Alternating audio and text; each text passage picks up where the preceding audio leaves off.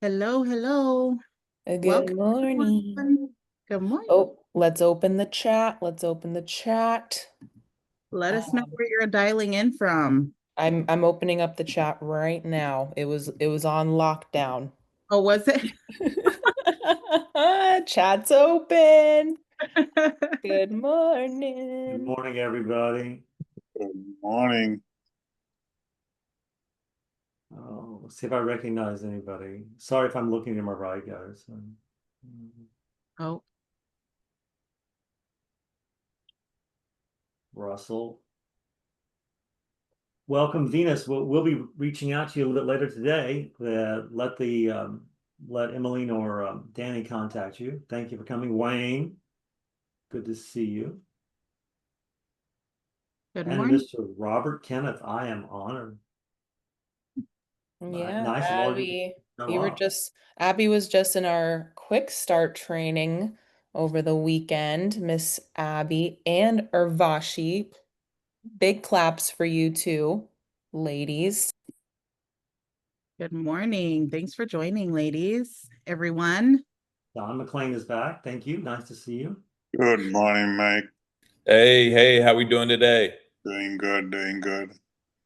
Oh, we got lots of boot campers in here. Emily, let's go. Love to see it. Thanks for coming back. Spent the whole weekend with us, still not sick of us. I love it. That is incredible. Mike, you know Emily, and you know Alexa. Yeah, absolutely. How you guys doing again? Hi, Hey, good morning. Michael. We are so excited. All righty, everyone.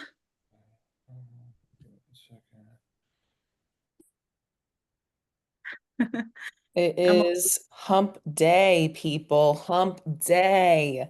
We're made it halfway through. After lunch, we'll have made it more than halfway through, thank goodness. Yes, yeah. sir. Love that attitude, Jim. Glass half full.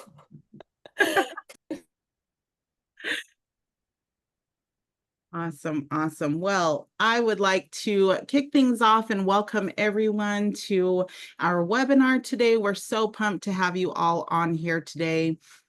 Before we dive into the good stuff, I just want to knock out a few quick housekeeping things so that you can get the most out of today. The first one that we're going to go over is, oh, Jim, if you want to, that's fine.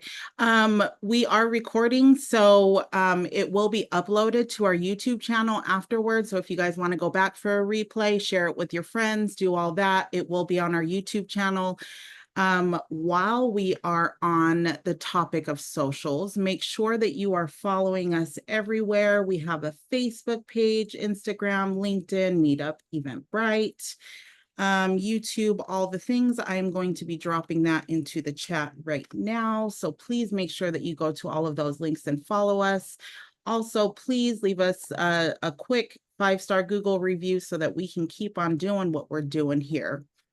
Second thing I want to go over is the chat and the QA. The chat is your place to network, share thoughts, hype each other up, all the things. But if you have a specific question for Jim and our guest today, please make sure that you drop that into the QA box just so that it doesn't get lost and we can make sure that we can handle all of those questions. And the last thing is going to be polls. We are going to have a lot of fun with polls today. They're just going to pop up on your screen. You just click your answer. Easy, quick, it all keeps things interactive. So let's start with our first poll. It is while you are, let's see, everyone should see it now. So go ahead and take a look at that. Are you now or have you ever been in a mastermind? Just hit yes or no. Let's see who's in the room. Let's get a feel for the things. After you've done that, please also let's get you plugged in so that you never miss an update. You can get the latest straight to your phone if everyone will pull out their phones, text the letters NMM to 954-250-6777. Super quick, super simple. You'll be caught up on all of the things. We are also going to have a raffle today. Yay, raffle. This is a big one. So one lucky person is going to be walking away with $2,000 off joining the mastermind. To make sure that you're entered, please text the word million to that same number. It is 954-250-6777. I'm dropping that in the chat as well, just as a reminder. And just for the fun of it, I'm also going to pop up another poll so that you guys can get familiar with things. Go ahead. Thank you and for responding answer. to the polls, because it's going to make it work better when we get going into the real estate portion. So this is just practice, and thank you, Emmeline, for giving the polls. Appreciate it.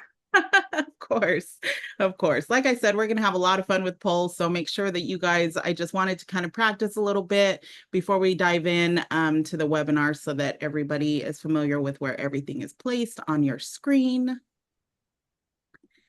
So go ahead and answer that poll. Make sure that you guys are texting NMM and million to 954-250-6777 for the raffle. All right. Quick timeout before the next poll, because I've got to remind you, our next in-person event is happening next week, Tuesday, August 26th at the North Lauderdale Total Wine with our co-founder, Sean McMurray. His topic is stop wasting time on bad ideas. It's going to be super high energy, super hands-on. If you guys are tired of guessing what your audience wants and you're ready to actually test smarter, this workshop is for you. So go ahead while you have your phones out, scan that barcode, or you can go to nextmillmastermind.com to log in. Emmeline, let me just jump in here for a second. For those of you wondering what is a mastermind, I'm going to tell you, if you come, you will understand, because mastermind is all about business ideas. And this AI-powered pre-selling is something Sean developed for the need of a customer, a member. It works. I mean, let me give you a real estate analogy. Why do you think developers of condos and housing areas do pre-sales? So they can get money from the bank. Any business you're in, if you can pre-test your idea, you save months, even years, in getting your business launched. This is what we do in a mastermind. We talk about ideas, we discover ways and find solutions. And this is free. You can learn exactly what a mastermind does by meeting us. This is at the Total Wine in Fort Lauderdale, just off 17th Street. So I think we'll really be, if you've never been to one of our events, this is the one to go to, because it's going to be a lot of fun and you will understand immediately what a business mastermind is all about. I definitely agree. And I love the workshops. Everybody gets to just kind of get together. We get to interact with each other a little bit more. So please, please come. We will, and I'll see you guys there. I'll be there. So. And so, you know, I'm glad it's a Total Wine, because I'm missing my, trivia night at my local pub. So really good. I love that. All right. Huge question for you guys. What do you really want? While you guys are chewing on that huge question that I'm going to drop for you guys, there's also my last poll. So go ahead and answer that and think about what it is that you truly, truly want.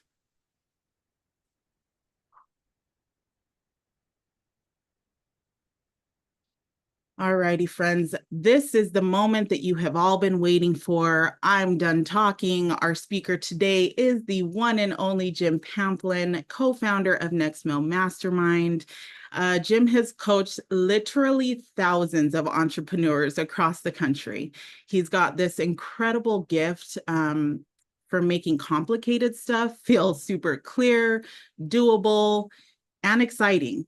What I love about Jim is he doesn't just talk theory, he brings real deals, real data, and real lessons that actually help you move the needle. Here's the cherry on top, everyone. Jim's not flying solo today. We've got two incredible guests guests with him who are going to be bringing their own powerhouse perspective to the table. Jim's going to give them a proper intro in just a second, but I just wanted to say you guys are in for a real treat today. So without further ado, Jim, let's do this. The mic is yours. Thank you, Emily. Thank you very much. And Viju would probably say to you, I know how to make complicated things more complicated, but that's for another day. So look, I'm part of what's called the Fab Five, the founders of Next Million Mastermind. And you can see there, we're all there. You can pick out Viju right now. Here we are. These are my co-founders, Sean McMurray, Francisco Mago. Maybe you recognize him from ReFact. So there's Viju in the middle, and Anish Dave is on the right. Sean is our marketing guy, and much more so. And you're going to learn about Sean at the workshop. Francisco is much more than ReFact. He's data. He's helped a lot of our members get data for their business, not just real estate. We have a guy in the car business. I'll tell you about that later. And Viju is our developer and our wholesaler. And Anish wears so many hats. Yeah, he's lost all the hair of his head. I mean, he's, together, we put this business together, and it's just been a lot of fun. We've met wonderful people and taken businesses that were fledgling or just starting and helped our members get going. A little about me. I'm the former co-chair of DREA. That means Viju is now the chair.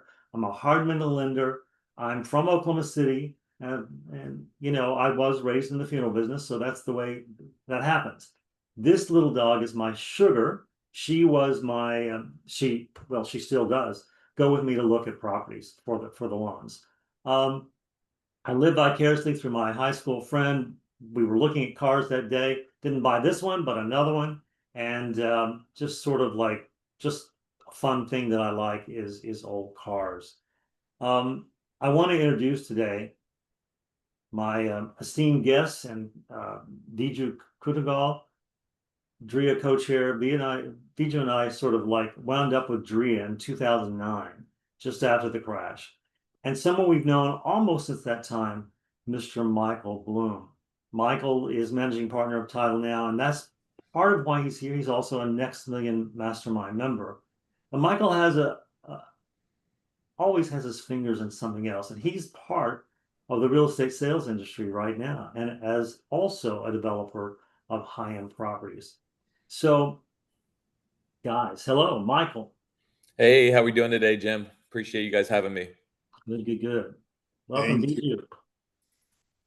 Hello, guys. How is everybody doing today? Let's get this started. All right, so we're going to jump into something that I just want to get out of the way so that everybody, because this question always comes up, well, what about foreclosures?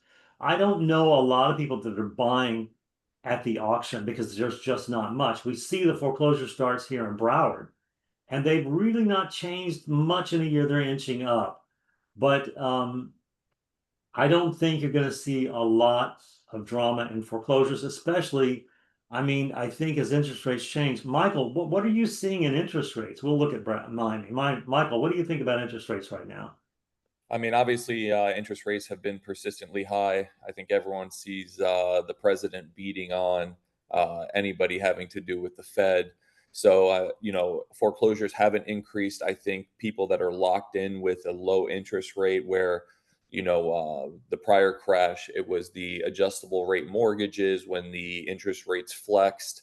They put people underwater and they were never going to make up that equity.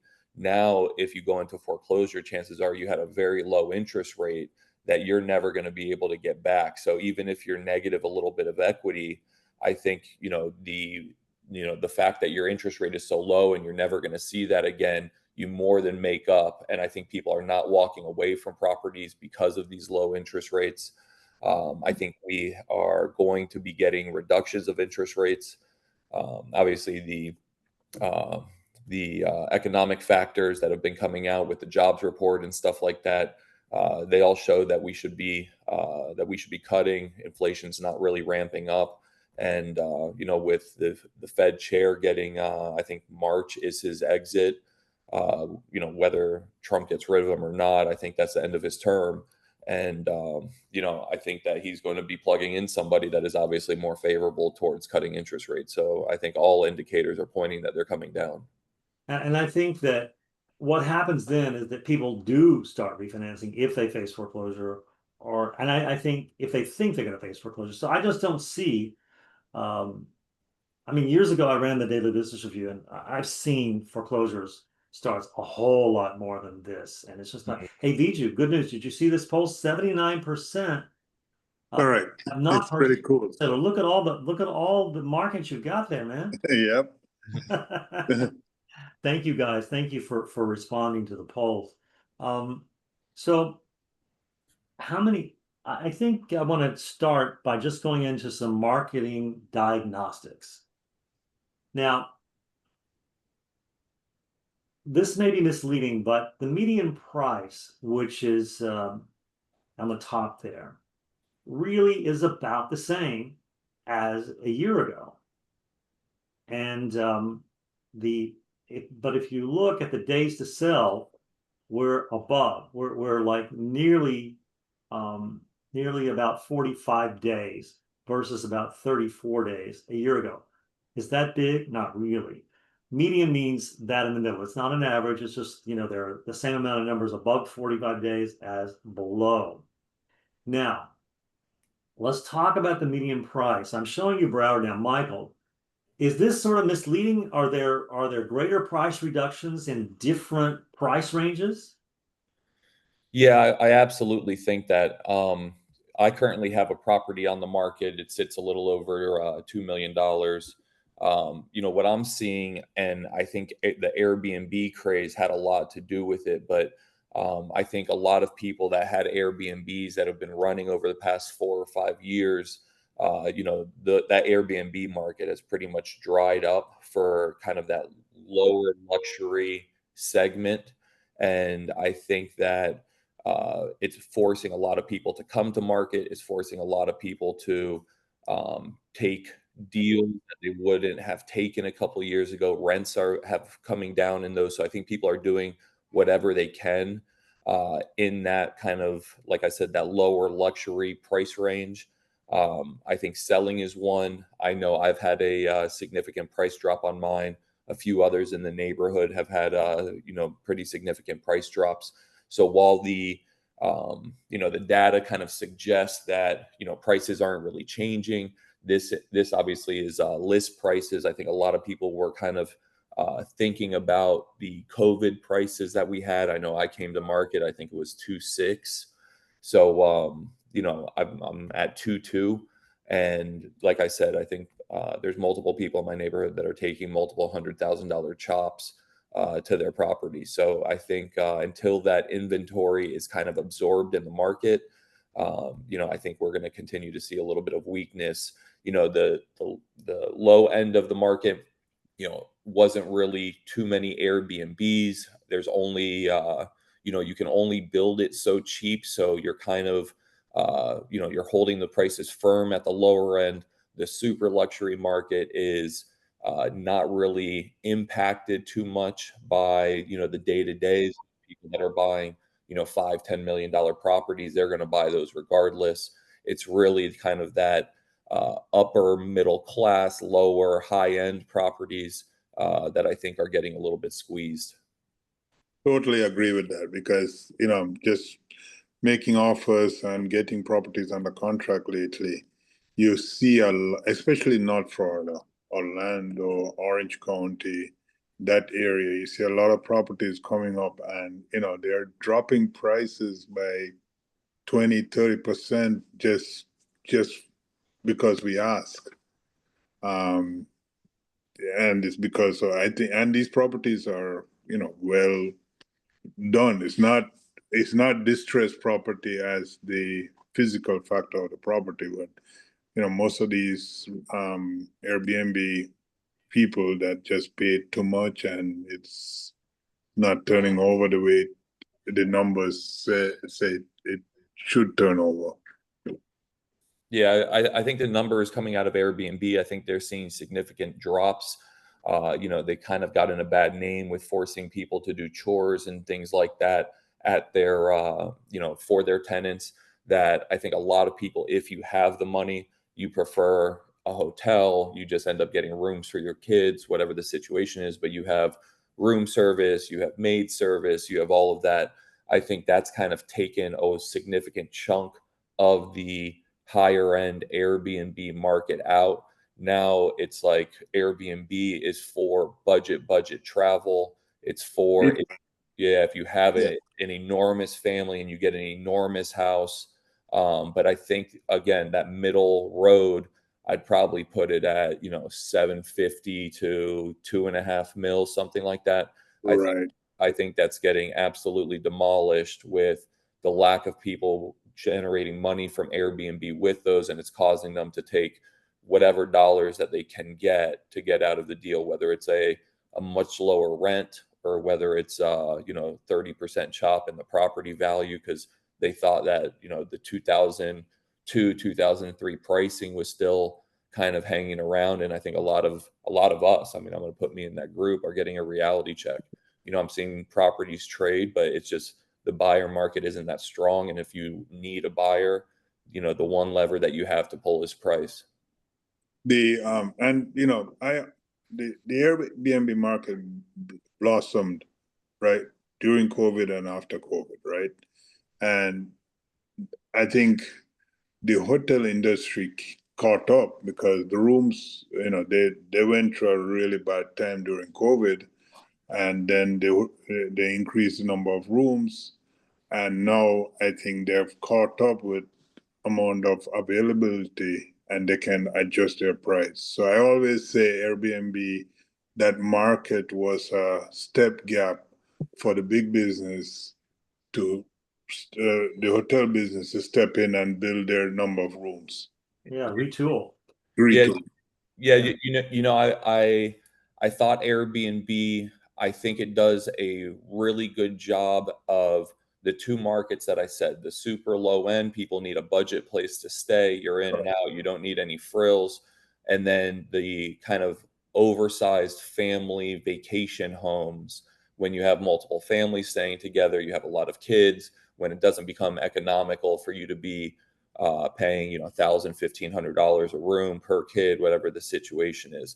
But like I see Russell just put in the chat, I was the same way. I mean, Airbnb started charging. It's not just the cleaning fee that gets set where people use it as, another profit center in their listing, but they're also doing the chores. You have all sorts of taxes. Now every city is caught up to Airbnb and they were just maximizing on them because, the hotel lobby is well ingrained in, in cities around the country.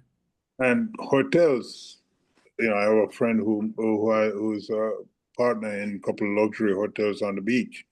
They allocate 20 to 30% of their rooms to Airbnb because they have the infrastructure to take care of that stuff for the clients, rooms, cleaning and all that. So, it's one of those businesses. And I have a friend who does Airbnb in cheap Airbnbs, and that is doing very well still.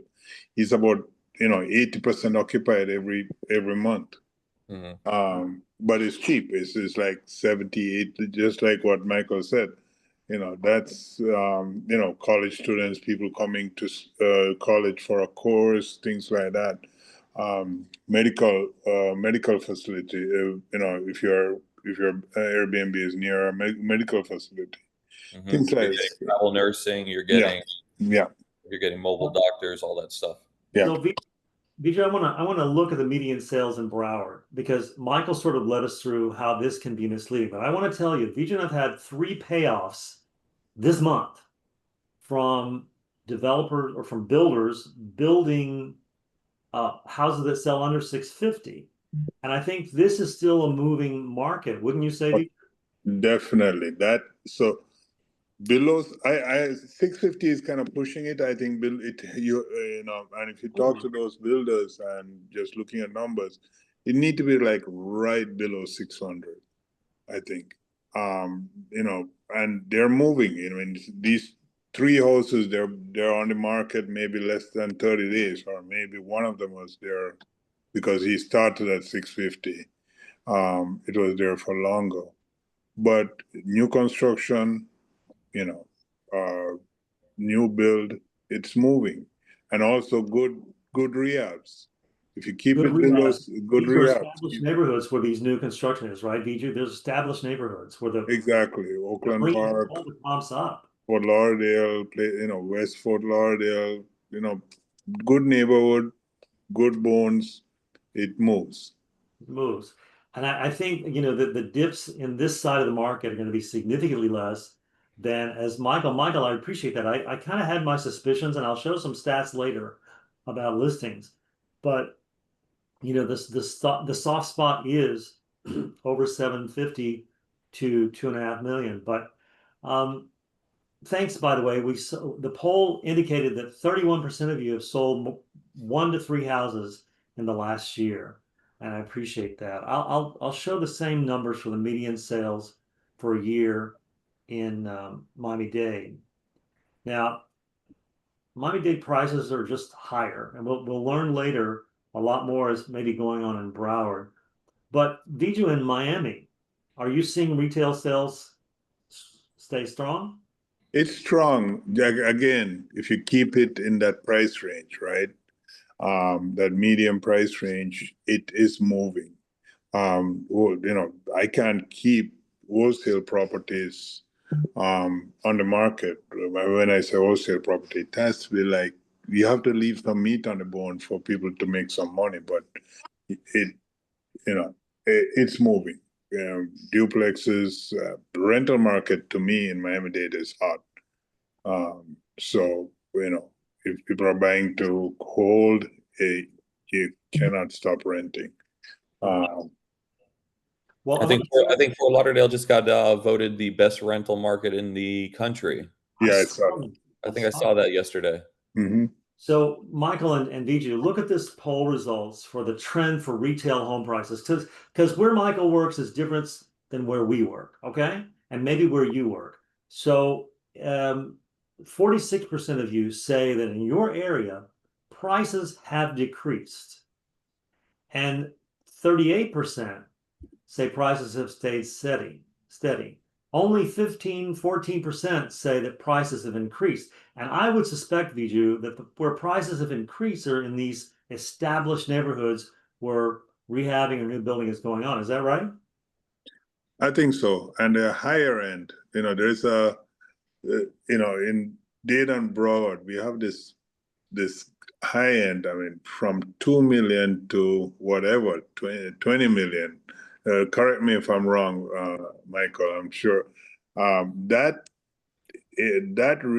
price, people are just throwing whatever they can, just a price, and they're getting it, right? Yeah, 100%. I think it's a little bit larger than the 2.5. I think the 5 to 20. I think those people are not interest rate sensitive. They are looking for the best and the newest. I know in Fort Lauderdale, they're tearing down relatively new homes to build even larger kind of intricate trophy properties and stuff like that. So I think obviously these numbers are a little bit skewed because when when you're picking up a property for 5 million, you're reselling it for 15. I think that's going to drive a lot of these increased numbers. I also think the low end people are reaching for anything affordable nowadays. So I think those are the two places that you're seeing the drive. I think the low end's going to keep going based off of, I think wages are going up. I think materials are still going up a little bit. So I think the low end has a floor based off of how low you can build it and people needing something affordable nowadays. I think the high end is just going nuts with people buying third, fourth, fifth homes, placing money, parking money. At that point, you buy a $20 million house as a hedge fund, knowing that somebody else is going to come over the top, 2, 3 years later for 25. So I think a lot of that is kind of people reaching for these trophy properties. So Michael, let me ask you a question. I agree with you that these people are not interest sensitive, but in the market that you like to play in, the 2 to 3.5 million, is there more interest rate sensitivity at that juncture?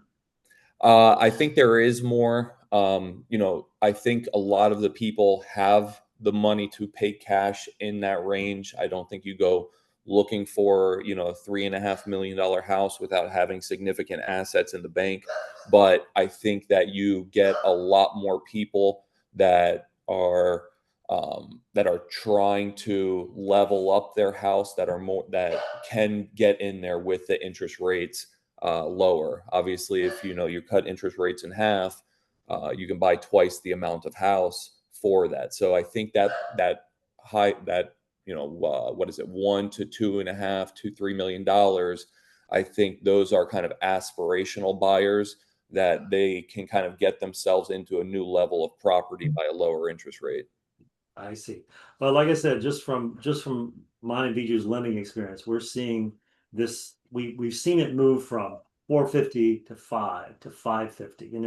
And it's still going, still going. If rehabbers or really good rehabbers are in that market, or builders, they'll sell. And I can tell you that for retail over 700, you're not going to get by without having a pristine house and get full price. You're just not. And the days of just buy it and list it, you'll get your money, are kind of gone, I think. We did a house in Miramar, a listing actually. We have a brokerage, and the sellers struggled because they had lived in the house for 4 years and done nothing, and they still made money. But had they done just a few things, updated just a few things, repaired just a few things, they would have earned about $35,000 more than they did. So they just couldn't believe the market wasn't like 4 years ago, but it is not. Now, thanks to everyone who's responding to the poll, and I want to report the results. 32% now say prices have stayed steady, and you can kind of see that in this money overview. That they are inching up a little bit. 21% say prices have increased, but still 47% say that prices have decreased. So we need to think about that. You need to think about what Michael and Viju are saying about the areas. All these statistics have been provided by attom.com. They're a data services company. They provide lots of data for free. They have excellent analysis. But I just wanted you to know where it came from. I'm going to switch gears now. We're going to talk about listings. Now, this is an area where a lot of people like to play, but not exactly that easy, because there's just not that many listings under 500,000. And this is Broward in August. So, I mean, it just says what it says. And when we look at the Miami listings, it's even fewer, less than that. This is from September 24 to 25. Now let's graduate on to 500 to 1 million. Notice, like a 3-time jump, in listings. Now, I used to break this down to 500 to 750, but 500 to 1 million is more like it. So we're asking a question here. Do you think higher inventory depresses prices? And I think it's an important perception. And so far, I know all of you haven't had a chance to respond, but the inventory is, for a year, has switched from about 2,700 to a little, about 3,300 listings. Okay, that's still a lot of listings. But it was a lot of listings last year, and prices have not changed that much. But I think it is segregated, like Michael and Viju have described. So as you're an investor out there looking, whether you're looking at Airbnb, rentals, or speculative, you have to pay attention to what's going on in your neighborhood. And it looks like by the previous poll, a lot of you people are plugged into your neighborhoods. So it seems everyone agrees higher inventory, influences pricing. It influenced pricing to a point, but I don't think we have reached that level of high inventory. I agree. Correct me if I'm wrong. I mean, we've been steady, maybe going down a little bit in the last few months. Yeah. Comparing year over year.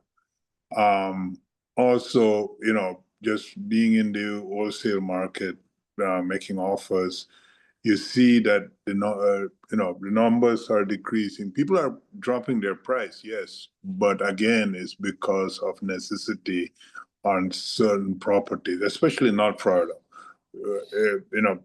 Michael, you can kind of jump in on that with your client.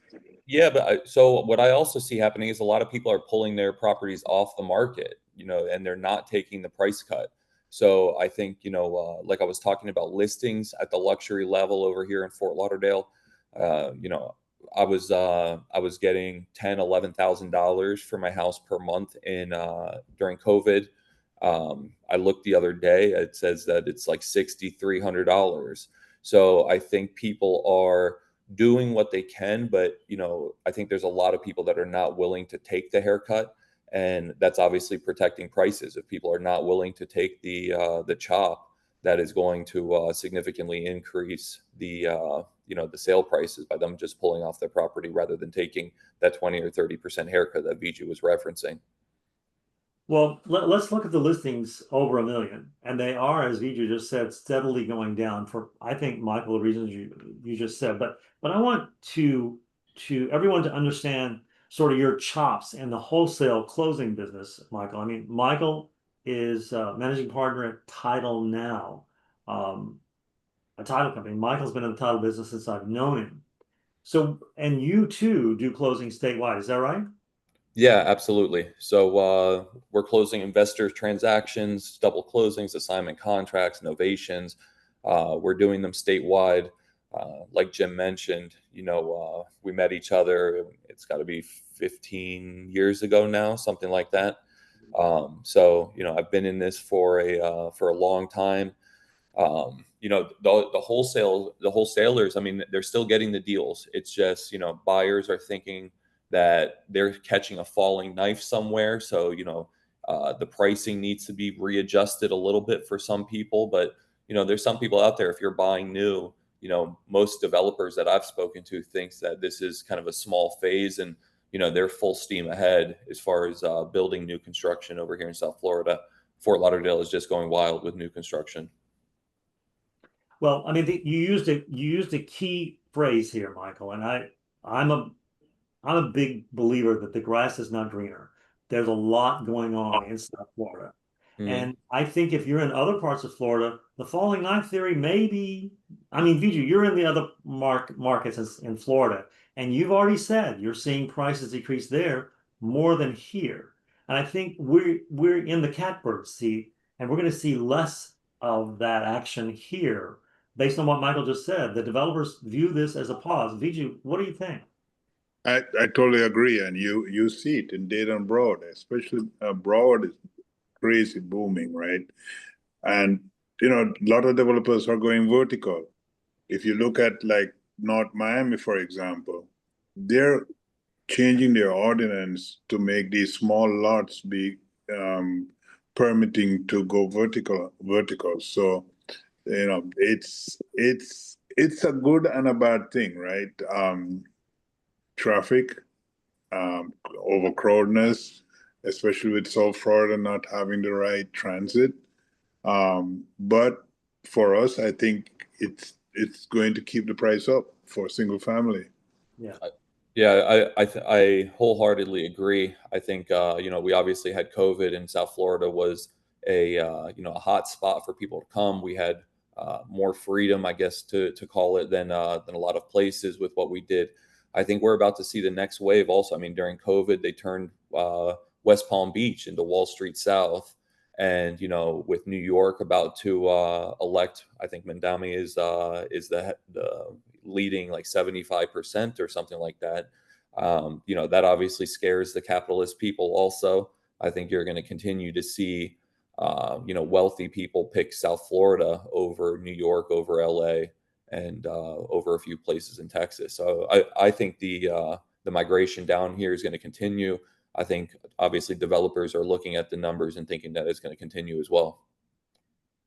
I think so. And developers are a good litmus test. I mean, developers were sort of the first to go belly up back in the early 2000s.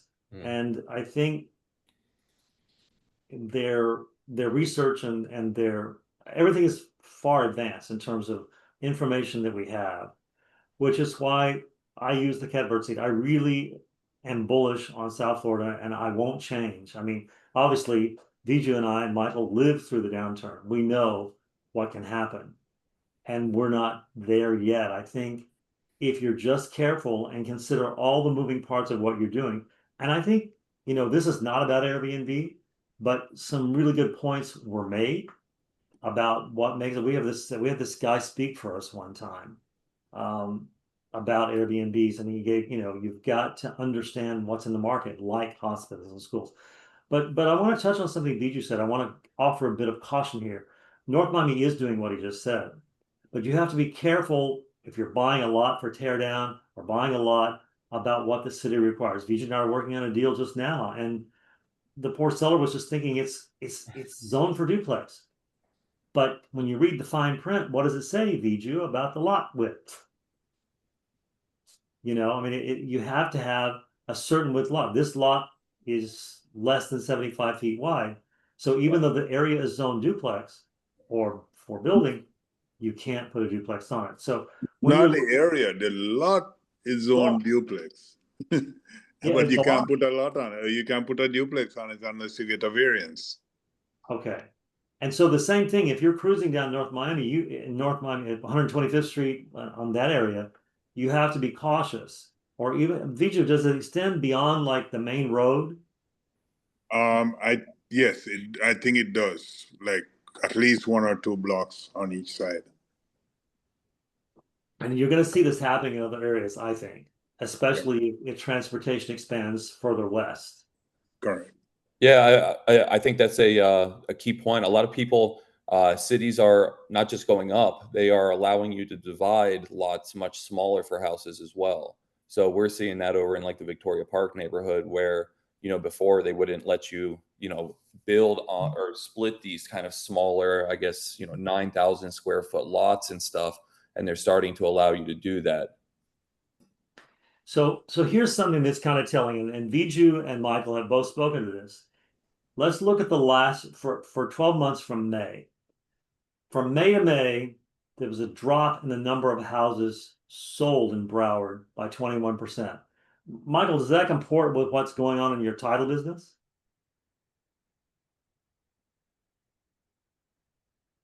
I'm sorry, you were a little choppy right there. Can you repeat that? Does that sort of agree with what is going on in your title business when you look at this chart showing the decrease in the number of homes year over year sold? So I have 2 partners with my title business. I handle the majority of the wholesale investor transactions. I think those have held pretty steady. Obviously, investors, if they don't buy and sell, they're not eating. They're not paying their employees, families. So no matter what's happening in the market, I believe investors are normally buying and selling. They just readjust their price based off of the market trends, market conditions, and what they foresee. My 2 partners deal mostly with the retail segment of the market, and I think we have had a pullback. I know other title companies that I've talked to. I have 3 underwriters, so I deal with a lot of agency reps. They're seeing a big pullback as far as transactions at kind of the small mom and pop places. Obviously the large scale title companies, the large attorney firms and stuff, they're a little bit less reliant on the realtors here and there. But the mom and pop title companies, probably the 40 deals and below are definitely seeing a pullback lately. Is that because of we are going back into the trend of, last couple of years was different for South Florida, where all year was a business year. Mhm. But this year, summer was kind of slow, I think. And are we going back to that some trend of summer season is kind of bad for buying properties? I'm just speculating. I don't know. Are we going back to that? I think the market is, I guess, rationalizing. I think obviously COVID had people in a frenzy for properties. I also think that, after COVID, the everybody's life is kind of going back. So summer has now gone back to be the travel time for families and kids. I think as people go back to living how we were living prior to COVID, some of these cyclicalities are going to show themselves again, because that's just human nature of how we live. You take the family on vacation summer months. Summer months are very hot. You're kind of working out here. You leave for the Christmas time, so no deals happen then. So I think as people kind of get back in a routine, I think the routine of the market is going to come back. Because we have seen that trend before, right? Mhm. A lot of people who just get into business and has always, are used to just making money all year round. Mhm. It's kind of new to them, right? I mean, we've been in this business for long enough to know trends and how to adjust and things like that. Summer months are slow. Realtors take off Well, from Thanksgiving to New Year's. So yeah. But I think though, look at this Miami chart we have. We saw an uptick in August, and look at the drop in February. Now we're back steady, but we're still about 19% below May of last year. So I think Michael's right. It's sort of leveling out. It's leveling out, and even though he doesn't see a change in wholesale properties, and I agree with him. I think Viju would agree with him on that. Because the demand for loans for rehabbers is still out there, but for retail properties, we're seeing it go down for reasons Michael and Viju have both stated. But so I mean, another important point that pushes these down is, I mean, everyone that bought a house over the last 10 years has, sub 3% interest rates. Exactly. I mean, I know that, if I sell this house, I couldn't come back and qualify for the loan to buy this house again at the new interest rates. I mean, it cutting the buying power in half makes people obviously stay in their property, because if they leave it, they're never getting it back. And people are realizing that, right? People are realizing when they put it out on the market, thinking they could move the normal trend of moving up to a bigger house. Last 10 years, you could do that every 3 years and, maybe keep the payment pretty close to what you're doing. But now you can't do that anymore because of the interest rate. So people are realizing that you put the property on the market, then you can't find something that you can buy. So they take it off the market.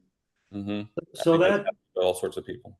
That leads us back to why I think South Florida is still in the catbird seat, because Michael and Viju are right. People are holding on to these low interest loans, which means there is, despite interest rates, there is built up pressure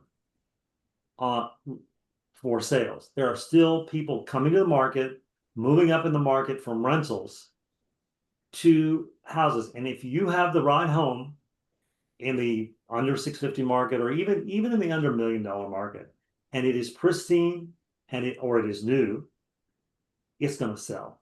I believe that. I believe that if you're a competent rehabber, that in our market, it's still going to sell, because there's so much pressure. They, like in Japan, they blame all the old people for not selling. Well, here they blame all the people with the low loans for not selling, which caused a pressure on inventory. So I still think, even though inventory is going up, if you're in the right market segment and you produce the right home, it's going to sell. Now, if you're in condos, all bets are off. But that's a story for a different day. So Viju, we're going to wrap up a little bit about real estate now. So what is the title of this is Where's the Market Headed? So Viju and then Michael, I want you to tell us, from where you sit, where do you think the market is headed? So for me, we always have the discussion about being a good rehabber, being a good wholesaler, being a good developer, is to go with the trend. A good wholesaler, you'll see they'll have the same amount of deals all year round, because they're going with the trend. They're changing their offers as the market changes, knowing the market.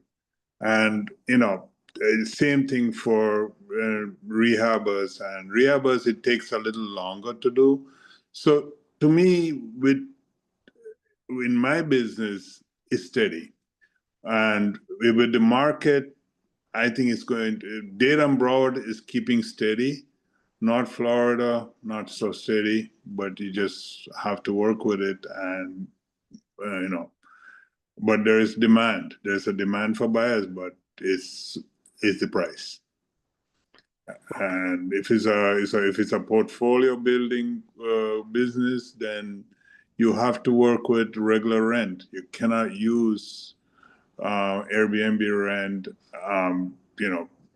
Buy with using regular rent numbers, and if you Airbnb and your numbers are higher, that's awesome. So, Michael, I want to get your take on this, but I also want to thank you for taking time out of your busy day to deal with us, because I think you have a lot to offer here from the title side, and you also understand about retail from personal experience. So, where do you think the market is going, especially in the segments that you work in? Yeah, absolutely. So, one, I appreciate you guys having me. So I think, the simple answer is prices are going up. I mean, with kind of the immigration thing going on, I think wages at that level are going significantly higher. I think materials at that level are going significantly higher to build. Like I told you, with what's happening in New York, I think that's going to continue to push higher net worth people down here, which is going to bring spending and things like that. So I think all of the economic indicators, with interest rates going to start going down, wages and costs and stuff going up, and more people coming here, that just seems like the perfect storm for increased prices over the next few years. I hope that's right. And I don't know, and caveat here, we're all talking about single family. We'll have our buddy Peter back at some point to talk about condos. Let me jump in also. The other thing that's going to drive this is companies that are moving here. Mm-hmm. The tech companies, the research companies that are moving here is significant. You see all investment banks. They call it Wall Street South for a reason now. Yeah. If you look in like Brickell and areas, commercial buildings are getting picked up. Rents are high, so Well, thanks, guys. Jim, and real quick, sorry, Jim, real quick. We have 3 questions in the Q&A. Did you want me to? Yes, because I can't see them. If you would help us out there. All right, no worries. So, we have one. It says, I've noticed that many new single family and townhome developments are being listed in the 1 million to 2.5 million range. Are these inventories actually selling, or are they sitting on the market? So I could go ahead and jump in there. My partner that I have the houses with is a big townhome developer, luxury townhome developer in the Rio Vista, Victoria Park neighborhoods. They all listed kind of in that range. I think 2.5 is towards the higher end of those, but I know my partner is coming to market with townhouses in the 1.5, 1.6 neighborhood over in Victoria Park, and they're selling pre-construction. They're selling before they're completed. So they are absolutely moving. Again, location, I think, is a big driver of that. Affordability. If you're building obviously $1.5 million townhouses and people can't get into the neighborhood for anything less than that, I think you're the entryway into some of these nice neighborhoods. I think Victoria Park is one of them, where most of the houses sit in the $2 million plus. So it provides kind of an opening for people that are looking to be in those neighborhoods. So they are absolutely selling. Awesome. Thank you. The next question. Oh, did anybody else want to chime in before I go to the next one? No, go ahead. No, go ahead. This one is a 3-part question. So, is the population in South Florida growing or decreasing? Are less buyers in the market too? And is Florida was the go-to spot after COVID, but is it still? I think population, if you look at this, the numbers that are coming out, is not growing, but it's because of gentrification and people move, affordability. It's especially South Florida. is affordability. So I don't think it's growing, but I think it's I think affordability is coming to play. But people are moving here. You have to look at net migration, people going out, people dying, all these kind of things. The people that are moving here because of affordability are people who can afford, as a rule, what we're doing here. And yes, so the demographics are shifting. I don't know that the population decrease is material or that it's going to increase. In other words, the population is not going to decrease rapidly in Florida, because look at the alternative: Texas, okay, Arizona. They don't have the things going. Texas has a lot going for it, but Arizona, other places don't have what Michael and Viju just mentioned: the commerce, the industry coming here. Internationally, people don't think of Houston. I'm sorry. They think of South Florida. What do you think, Michael?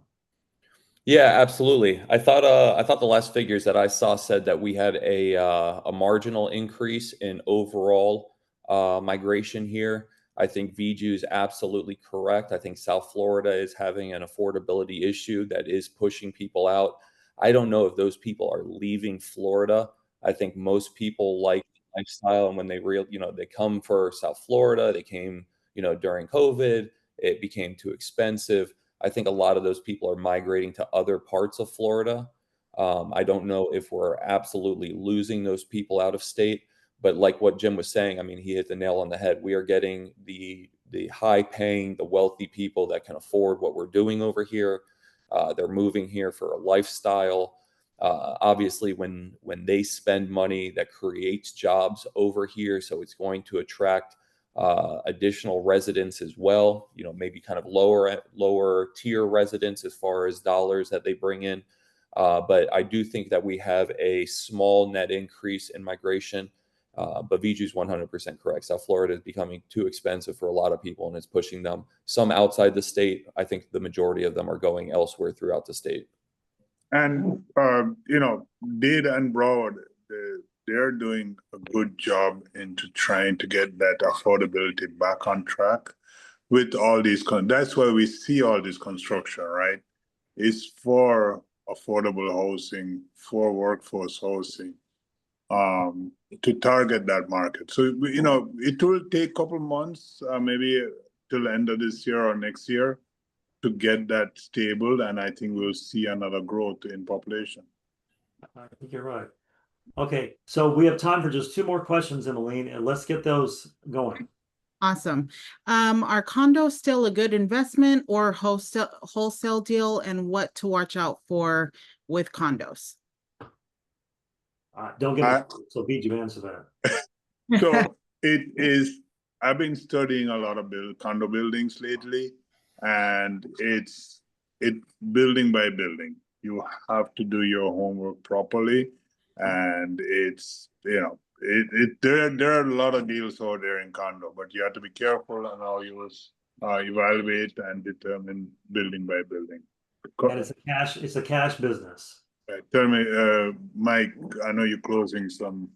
Yeah, so one is, I've never met a wholesale deal I didn't like. If you didn't own it and you have a buyer, there's no reason for you not to go ahead and flip that bad boy. Right. I do think it's an awesome time to buy condos. I think people are incredibly scared of the condo market with what happened with Surfside and the snap reaction from the state with the super harsh requirements for inspections and reserves and everything like that.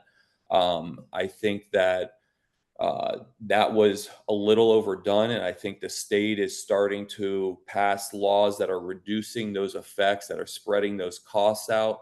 So I think there's still that fear in the market, but I think the realities on the ground of condos are getting significantly better by the day.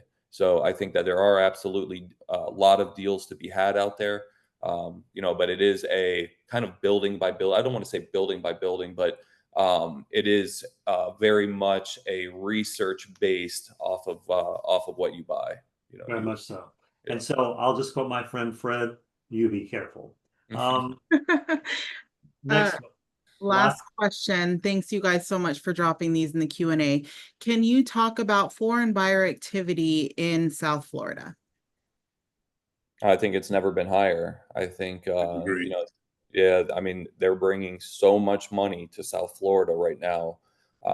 I don't think we've seen anything like this before. I think I saw something the other day that foreigners are picking up 40% or something of condos that are coming to market in Miami-Dade County. I think that is going to continue. As much as, it kind of feels like instability in our country. I think when you look around the world, what they are dealing with, I don't think anybody outside of the US actually thinks their money is safe in their own country. And, I think that people are going to continue coming here. The immigration thing, I think, is rocking it a little bit, but I think the majority of people that have money in other countries are going to be able to find a visa situation that allows them to come in and out and use their properties and stuff like that. So I think the foreign money is going to continue coming in. Emily, thank you for those questions. And thank you guys for, it's obvious everybody's listening and I appreciate the questions. They're very, very good questions. And I want to Vijay and I want to kind of segue in to hear how this relates to what we do in Next Million Mastermind. I mean, the founders, we've had over $1 billion in business transactions. The owner of DREA, owner of BPM RIA, owner of RIA Fax, combined 100 years in real estate. And in real estate is a business. You can't just say real estate. Real estate is a business. It's not a hobby. And so that's why this is a business mastermind. We have there's an S missing there. We have a massive network in South Florida business. We've all been here. I've been doing business in Florida since 1991, Vijay since about 2000, Anish since about 2000, and Sean is a little younger, but he's definitely plugged in the networking and marketing communities. The experience, amazing. Sean and are you trying to say something, Viju? No? Okay. Sean is also a certified business hypnotist. We'll get more into that. With 14 years of social media experience. So that's why I want you to see him next week on the 26th if you can. But in other words, the Fab Five are a broad spectrum. So I want you to just listen real quickly to what a couple of our members are saying. It's Mike Johnston with Johnston Home Team. And before I joined the Next Millionaire Mastermind, I had my business is compartmentalized in many different areas. Since joining, I've been able to take those businesses and streamline them and put them in a future course of where I can actually take action and make them work much more efficiently. So part of the experience was doing the hot seat, which we all get a little bit nervous about. It's basically just taking everything that you have, talking about it, personal and business, and then getting feedback, which we're all afraid of, but sometimes it's necessary. And in this case, it was great for me. It really helped me align what my next steps are and what directions are to go to be able to turn what my ultimate goal is into residual income and just put me on a path that's a lot more direction. So thank you guys. I appreciate it. And I'm looking forward to the next several meetings in the future. So thank you guys. Thank you for the Fab Five. Thank you for the Next Millionaire Mastermind experience. So a little bit about Michael. When he came to us, he was part of our first group. His business was doing about 38 million just between him and his wife. And he didn't have money problems, but he had life problems. It's Mike Johnson. So what he wanted to do was learn how to live, learn how to expand his personal horizons. And that has happened. The next year, he got to take vacations. He got to be with his wife more, and his business didn't suffer. Now Michael and Anish are in a new business, all because of the Next Million Mastermind. And I think it's pretty amazing. This member is not from South Florida. She's from one of the Carolinas. And her story is amazing. What happened to her in the transformation of her business? Of Checks on Me and Touche Solutions LLC.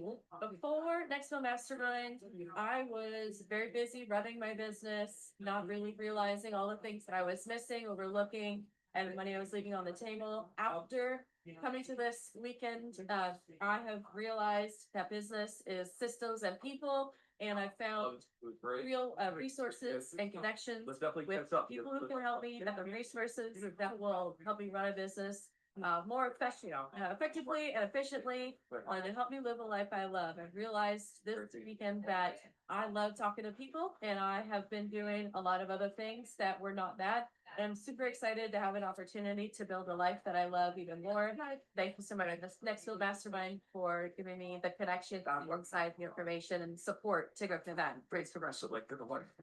I was excited, I was nervous, but it was ultimately very, very helpful to have people see me exactly where I am, where I don't always put anything less than the highlight reel out to the public. I allowed myself to be seen, heard, felt, and supported, and I received exactly what I needed to hear. I received direct connections for who I needed to meet. I received suggestions for ways of slight shifts that would make my business easier, and asking for what I need a lot more clear. So thank you so much for the opportunity to come up and stand before the whole group and ask for what I need and receive the support that y'all have to offer. Bye. So I hope you heard a lot of what she said. Systems, people, asking for what you need. This is about business, how to get your business going and how to get it to the next level, to your first million or your second million. We're very plain. That's what we're about. It's about you and your business. I'm having it. Okay. So you get the life strategy. That's where you learn to put in systems that take you out of the picture so that you can have a life. The hot seat. I can't begin to describe what that has done for several of our members, where they learn things about themselves just by preparing to talk about themselves. The community, it's developed. You'll see pictures on our website, nextmillmastermind.com, of our community, and that's exactly what we are. We have two. One's coming up right now. We have 2 3-day mastermind sessions where we do hot seats and get you going on your plan, or get you changed off your. We had a guy come to his first time, and he wanted to get out of his business, but he was making $1 million. Why do you want to do this? So through talks with Francisco, he now has new data for his business. It's going to expand his business beyond what he was doing, and it's not real estate. 12 monthly group calls. This is where we update and hold each other accountable every month based on what happened in our hot seats. Daily community support. There's a private Facebook group just for our members. Unlimited access to the Fab Five. That means just what it says. So here's what you get. You get the life strategy. You get information requirement analysis, and this is with Francisco, and he doesn't talk about REIFax. You cannot imagine the resource there is in Francisco Mago. You get the elite private Facebook community,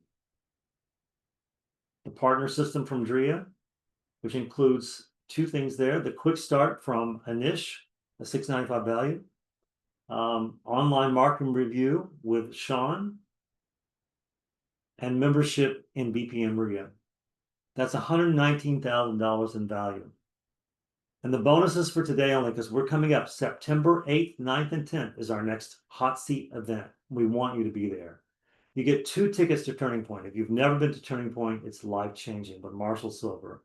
2 tickets to that, a 30-minute success accelerating coach call with one of the Fab Five, custom self-recorded self-hypnosis roadblock obliterator. That's a mouthful, but when you have a session with Sean, you'll know it.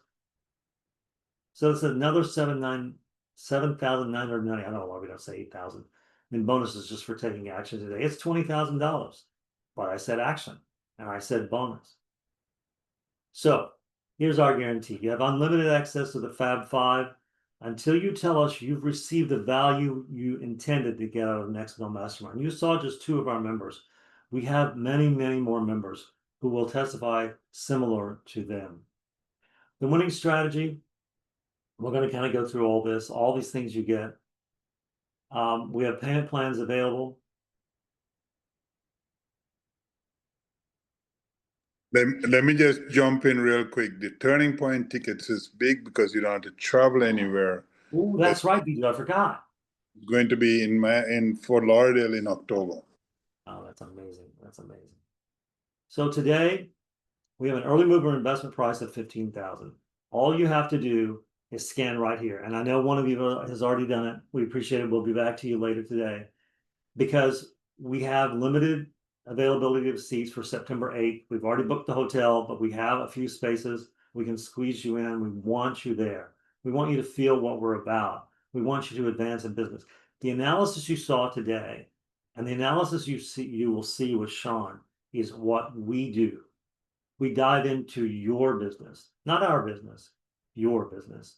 So we certainly hope you'll take advantage of this $5,000 discount before our next event, September 8th.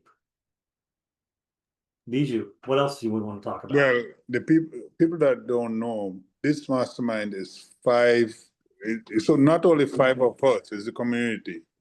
I mean, 5 of us, most mastermind is 1 person or 2. That's right. We have 5, and then the community. So, And people like Mike is a mastermind. Is in the community. Right, and you're not hearing just from the 5 of us in your hot seat. You're hearing from the community, and lots of businesses have developed together, partnerships, friends, because you don't know what other people know. So, Emily, do we have a winner?